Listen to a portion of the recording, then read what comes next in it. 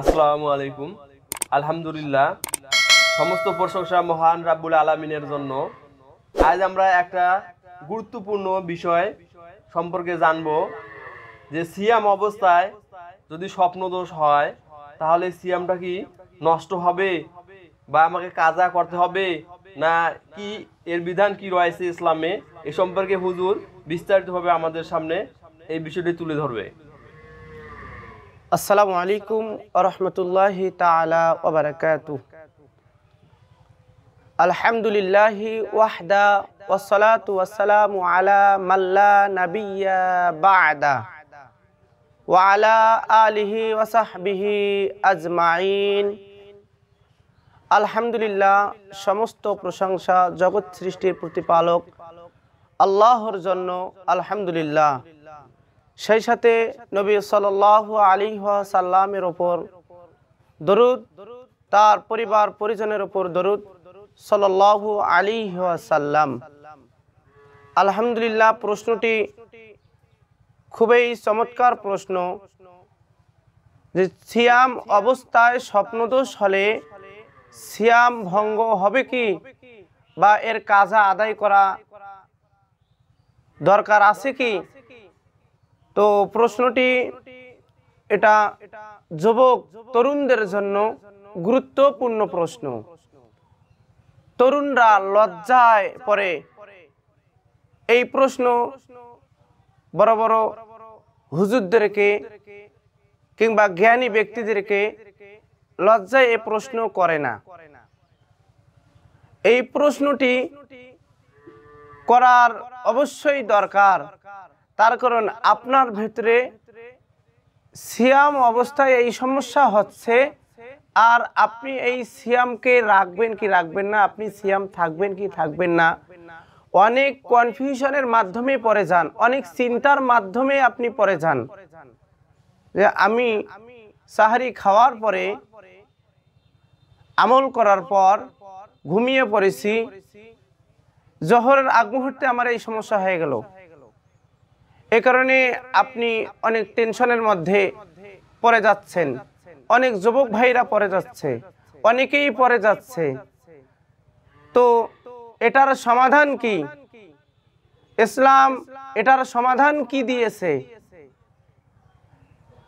এই ব্যাপারে ইনশাআল্লাহ একটু পরেই এই ব্যাপারটা নিয়ে আসতেছি।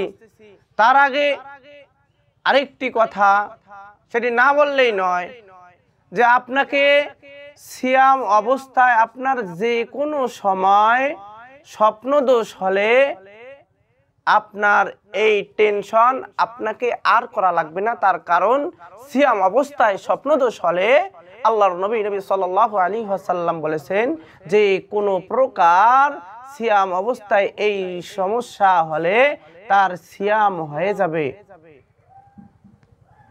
তার সিয়াম হয়ে যাবে। হাদিসটি পাবেন বুখারীর 1926 নম্বর হাদিসে।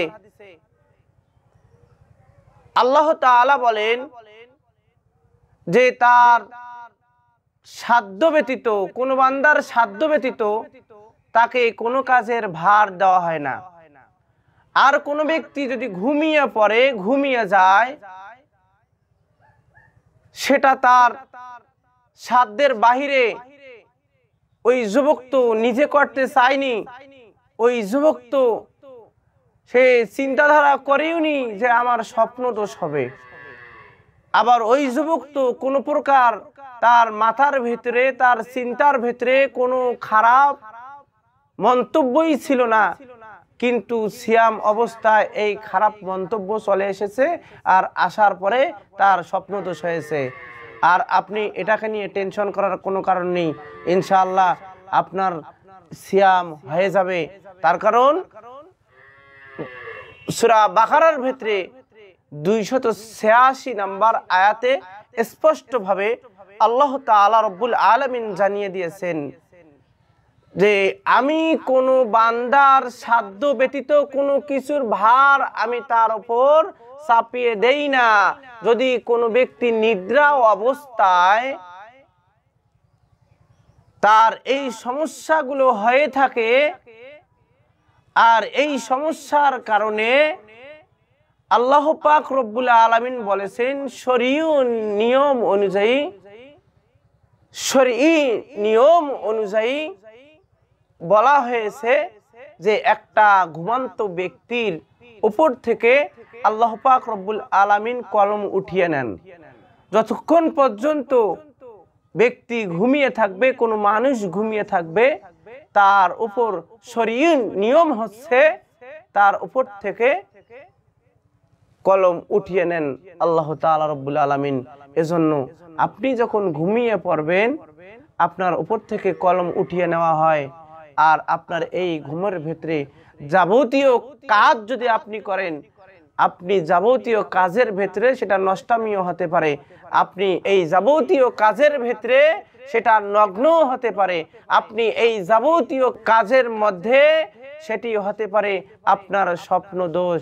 এজন্য আপনার সিয়ামের কোনো সমস্যা হবে ইনশাআল্লাহ, কোনো সিয়ামের সমস্যা হবে না।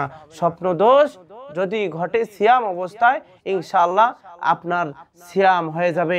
এটা নিয়ে কোনো দূর চিন্তা করার কোনো প্রয়োজন নেই, এটা নিয়ে কোনো কনফিউশনের মাধ্যমে পড়ার কোনো প্রয়োজন নেই। যুবক ভাইরা আসুন, এরকম প্রশ্ন আপনি আমি মনের মধ্যে না রেখে এই চিন্তা ভাবনাগুলো আসা মাত্রই জ্ঞানীদের কাছে যে এই প্রশ্নগুলো করে আপনার আমার সিয়ামগুলো যাতে সঠিকভাবে আপনি আমি রাখতে পারি। এই ফজিলতের মাস, এই মাগফিরাতের মাস, এই রহমতের মাস, এই কোরআন নাজিলের মাস যাতে নিয়ম মাফিক সুন্দরভাবে সুন্দর নিয়মে সিয়ামগুলো পালন করতে পারি। আল্লাহ পাক রব্বুল আলামিন আমাকে তৌফিক দান করুক। আল্লাহুম্মা আমিন। সুবহানাক আল্লাহুম্মা বিহামদিকা আশহাদু আল্লা ইলাহা ইল্লা আনতা আস্তাগফিরুকা ওয়া আতুবু ইলাইক। আসসালামু আলাইকুম ওয়া রাহমাতুল্লাহ।